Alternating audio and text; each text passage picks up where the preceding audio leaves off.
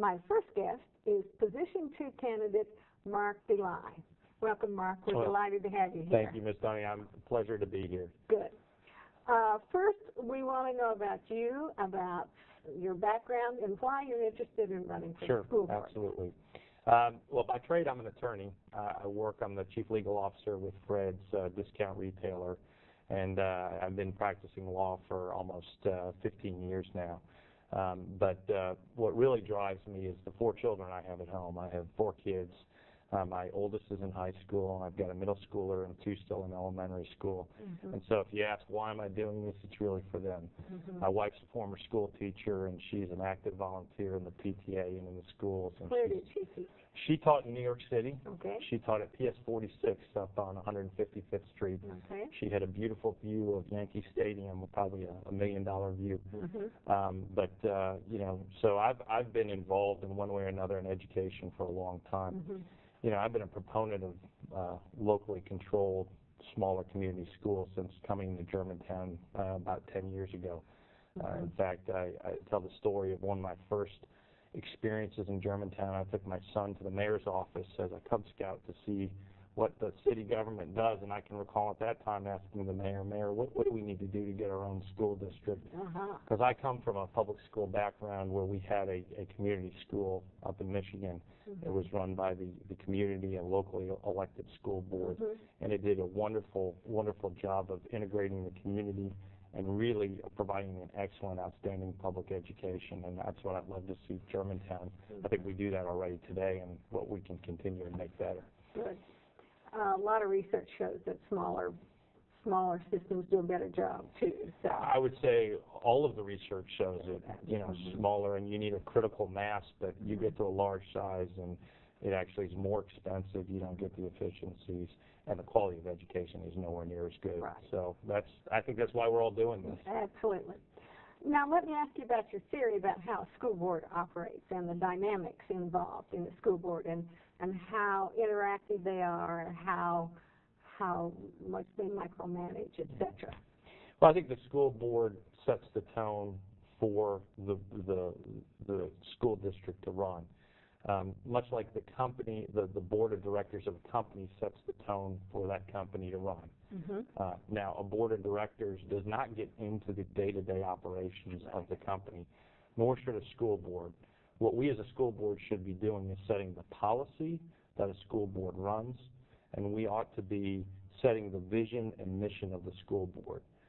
We also ought to empower those within the organization and the district to bring forth good ideas, to really run and create, I think, the great school system we all have and envision. I'm a big believer in empowering people. I'm not a micromanager at where I work, and I think as a school board, it would be a tremendous mistake if we end up micromanaging our superintendent and our school system. I think we've seen some of that's happened throughout this community and the larger metropolitan area, and I think it's not been productive. So I'm a big believer in we set the mission, and I think our mission is pretty clear that we want to have the best school system in the state of Tennessee and among the best in the country. We provide the guidance, the resources to help achieve that. And then we empower our superintendent, the teachers, the principals to go and do that. I think people generally want to get up every day and do a great job in what they do. And so let's empower them. We can be leaders. We can help them. But we don't need to sit there and micromanage everything that they do. Good. You please teachers and principals all over the city. I think a current former school teacher would love to hear that. Right? Exactly, right. Tell us about best practices. If we truly are going to build world-class or state superior school system, what kinds of things would you like to see incorporated, or that we already have that you'd like to see kept? Well, I certainly think this television network, this studio is I mean, there isn't very many, if any, school systems around the country that have something like this. And so these are the kind of things we need to do. And I think one of the things that we do with this television studio is really a good example of is private-public partnerships. And if I can, you know, in terms of the best practice, I would love to see us implement throughout the school we have a tremendous community. We have great businesses. We have great citizens who are stewards of the community who come from different backgrounds. If we can, and I think we do this today to some extent, but if we can really marshal those resources to say, we want to have a private-public partnership such that any of the resources from the community can be brought in and invested in the schools. A lot of what we're able to do with this TV studio comes from the fact that we have a contract with cable companies to provide funding. So if we could do things like that beyond the television studio, I think we can do a couple of things. One, we can bring programs that the taxpayers aren't funding themselves.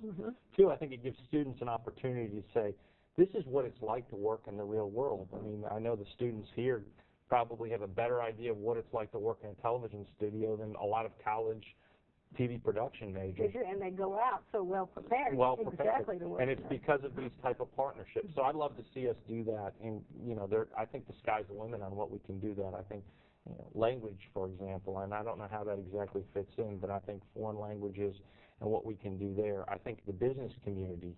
We don't do a lot of, I think, education on business principles. Can we do that where we're bringing businesses in to help teach students what it's like to be part of the business, and the businesses can come in and get value out of that too. So I think there are a lot of things like that we can do, and I think by doing that, what it does is it enables us to deliver a high-quality service without spending a lot of tax dollars. Good thoughts there. Do you have any secrets to tell us about how the negotiations on the buildings are going, or I wish I knew the answer to that question. I know that the city's hard at work. They've been working with the county commission and the unified board to try and resolve those issues. I'm not part of those negotiations, so I probably read what's in the paper like you do. But I'm confident that the city's hard at work so that we can open the doors in 2014 of our school system, which is, I think, what we all want. There's a lot of work ahead of us, but I think that we can absolutely achieve that goal. Good. That sounds great, and our time is up. That was a very fast interview there. You did a great job. Thanks. We're going to take a quick break now,